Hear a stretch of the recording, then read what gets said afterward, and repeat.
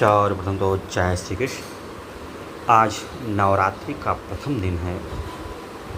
तो नवरात्रि के प्रथम दिन जो माँ दुर्गा का पूजन होता है और उनका जो रूप होता है वो है शैलपुत्री के रूप में माँ का पूजन होता है। अतः आज बोलते हैं हम लोग प्रथम दिन माँ शैलपुत्री की जय हो जय हो जय हो। सभी भक्तों की मनोकामना को पूर्ण करे माँ शैलपुत्री। इसी के साथ माँ शैलपुत्री के बारे में थोड़ा जानते हैं। आप लोग बने रहे, माँ की कृपा सभी भक्तों पर बनी रहेगी।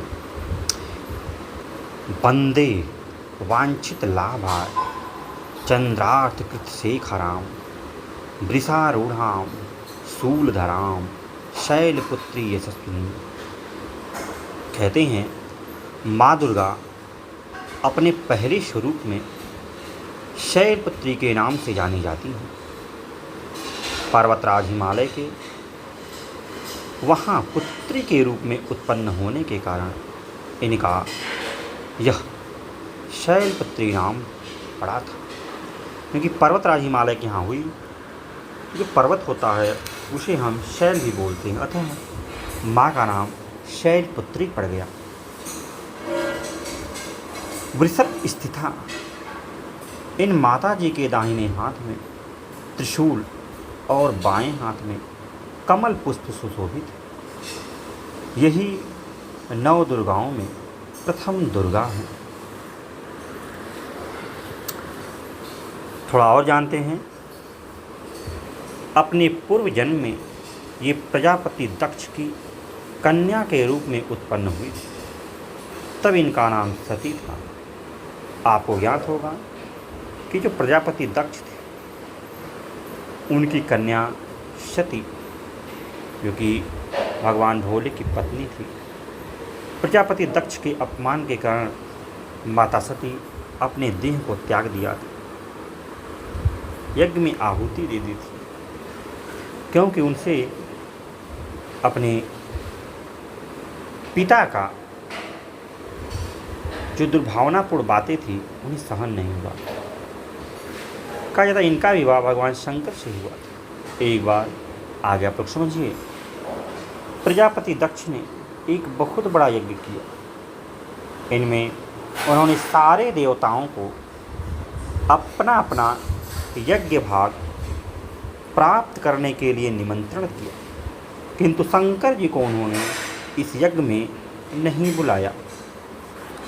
सती ने जब सुना कि हमारे पिता एक अत्यंत विशाल यज्ञ का अनुष्ठान कर रहे हैं, तब वहाँ जाने के लिए उनका मन विकल हो उठा।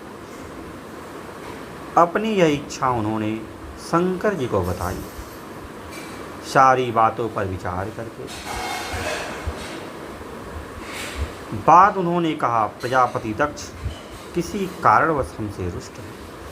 क्योंकि भोले बाबा कह रहे हैं कि लगता है सती तुम्हारे जो पिता हैं दक्ष प्रजापति, वह किसी बात को लेके हम लोगों से नाराज़ है। अपने यज्ञ में उन्होंने सारे देवताओं को निमंत्रण दिया, उनके यज्ञ भाग भी उन्हें समर्पित किया, किंतु हमें जानबूझकर नहीं बुलाया, कोई सूचना तक नहीं भेजी। ऐसी स्थिति में तुम्हारा वहाँ जाना किसी प्रकार भी श्रेयस्कर नहीं।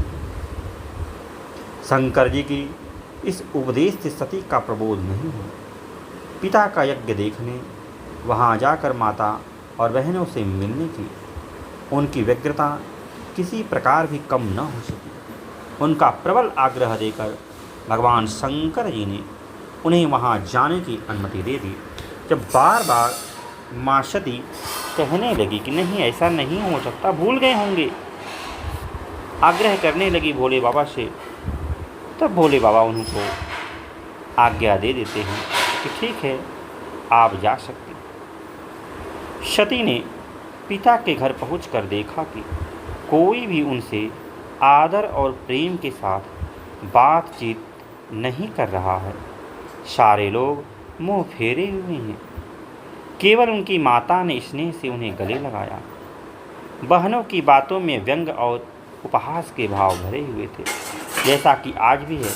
बिन बुलाए अगर कोई बेटी अपने पिता घर चली जाए, अन्य जो बहनें होती हैं वे उनसे नहीं बोलना चाहती हैं, मुँह फुलाए रहती हैं, यहाँ तक कि कुछ बातों से उनका उपहास भी करती हैं, जिसे कहा जाता है बड़ी बोली बोलना। परिजनों के इस व्यवहार से उनके मन को बहुत क्लेश पहुँचा। उन्होंने यह भी देखा कि वहाँ चतुर्दिक भगवान शंकर के प्रति तिरस्कार भाव भरा हुआ है। दक्ष ने उनके प्रति कुछ अपमानजनक वचन किए हैं। यह सब देखकर सती का हृदय क्षोभ, ग्लानि और क्रोध से संतप्त हो उन्होंने सोचा कि भगवान शंकर जी की बात न माना, यहाँ आकर मैंने बहुत बड़ी गलती कर दी। अब माता सती को यह ज्ञात होने लगा, जब उनका तिरस्कार लोगों ने किया, कोई उनसे सही से बात नहीं कर रहा था उनकी माँ के अलावा, और जो उनके पिता थे वह भी अपमानजनक कुछ बातें भगवान शिव के बारे में बोल रहे थे। तब सती को यह ज्ञान हो जाता है कि मेरे पति भोले सही ही कह रहे थे, मुझसे तो बहुत बड़ी भूल हो गई है।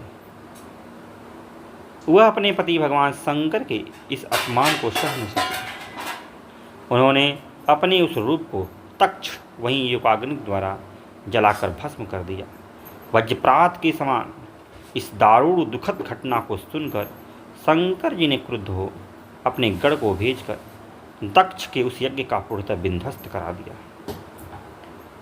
यहाँ देखा गया कि जब माँ सती देखती हैं कि भगवान भोले का बहुत ज़्यादा अपमान हो रहा है, तो यह सह न सकी और अपने योग बल के द्वारा ही अपने शरीर को भस्म कर देती हैं, उसके यज्ञ को विध्वस्त कर देती हैं। यह बात जब पता चलता है भगवान शंकर को, तो क्रोध हो जाते हैं और क्रुद्ध होकर अपने गढ़ों को भेजकर उनके यज्ञ को ही तहस नहस कर डालते हैं। सती ने योगाग्नि के द्वारा अपने शरीर को भस्म कर अगले जन्म में शैलराज हिमालय की पुत्री के रूप में जन्म लिया। इस बार वह शैलपुत्री नाम से विख्यात हुई। पार्वती, हेमवती भी उनके नाम हैं, मतलब माँ शैलपुत्री के ही नाम पार्वती भी हैं और हेमवती भी है। उपनिषद की एक कथा के अनुसार उन्हीं ने हेमवती स्वरूप से देवताओं का गर्वभंजन किया था। शैलपुत्री देवी का विवाह भी शंकर जी से ही हुआ। इस जन्म में जब माँ जन्मी हैं तो उनका विवाह पुनः भगवान भोले से ही हुआ। पूर्व जन्म की भांति इस जन्म में भी वह शिव जी की अर्धांगिनी बनी। 9 दुर्गाओं में प्रथम शैलपुत्री दुर्गा का महत्व और शक्तियाँ अनंत हैं। नवरात्र पूजन में प्रथम दिवस इन्हीं की पूजा और उपासना की जाती है। इस प्रथम दिन की उपासना में योगी अपने मन को मूलाधार चक्र में स्थित करता है। यही से उनकी योग साधना प्रारंभ होती है, क्योंकि कहा गया है जो मनुष्य है उसके शरीर में 7 चक्र होते हैं। मूलाधार, स्वादिष्ठान, मणिपुर, अनाहत, विशुद्ध्याक, आज्ञा, सहस्त्र। तो यह मूलाधार चक्र में स्थित मानी जाती हैं। तो माँ शैलपुत्री का हम लोग नवरात्रि के प्रथम दिन ही पूजन करते हैं, अर्चन करते हैं, क्योंकि माँ शैलपुत्री की कृपा भी बड़ी अपरंपार है। कैसे जन्म हुआ हम लोग जाने। तो माँ शैलपुत्री का सभी लोगों पर कृपा बरसे, सबके जीवन में खुशियाँ आएं, यही हर भक्त चाहता है। भक्त चाहता है कि माँ की कृपा सदैव हम पर बनी रहे। तो उसे मन से, वचन से और कर्म से माँ शैलपुत्री का पूजन करना चाहिए, उसके नाम का स्मरण करना चाहिए। माँ शैलपुत्री क्योंकि माँ है, तो माँ का दिल बड़ा ही कोमल होता है, वह अपने भक्तजनों पर कृपा अवश्य बरसाती है। तो आज के लिए इतना ही, फिर किसी दिन अन्य वीडियो में मिलेंगे। तब तक के लिए जय श्री कृष्ण, जय श्री कृष्ण।